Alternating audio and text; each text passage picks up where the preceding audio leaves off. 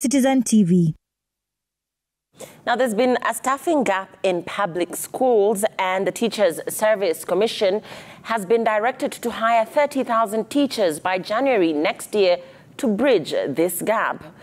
President William Ruto wants the commission to give priority to teachers who are CBC compliant, and this will be the highest number of teachers to be hired at a go compared to the 5,000 that were being hired annually in previous years.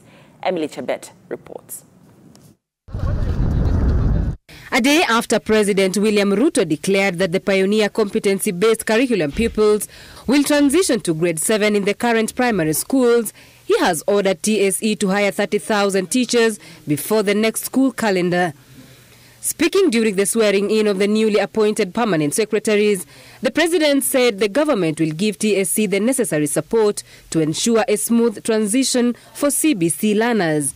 30,000 teachers will be hired by January so that they can help us deliver on the most important component of preparing citizens of this country, that is education.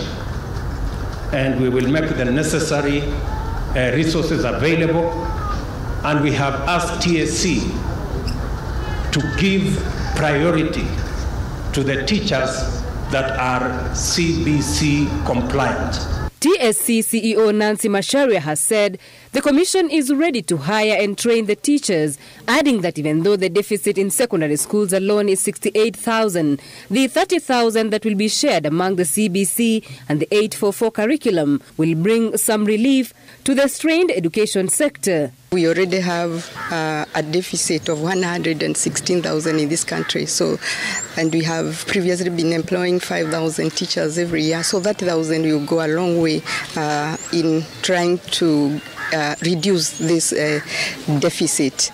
Speaking in Mombasa while supervising the start of the Kenya Certificate of Secondary Education KCSE in Nyali, Macharia said grade 7 will be given priority during the process and the teachers will undergo the necessary training before the next school calendar. Already in secondary schools, that's where we have the highest deficit at 68,000. And this grade 7, of course, now in the CBC structure, joins what we used to call secondary because it's junior secondary.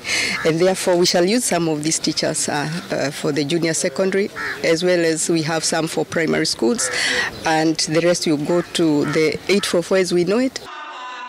The Presidential Working Party on Education Reforms that was tasked with reviewing the competency-based curriculum had directed the employment of the 30,000 teachers as one way of addressing the shortage in public schools across the country, as well as ensuring smooth grade 6 CBC transition. Emily Chebet, Citizen TV, Nairobi.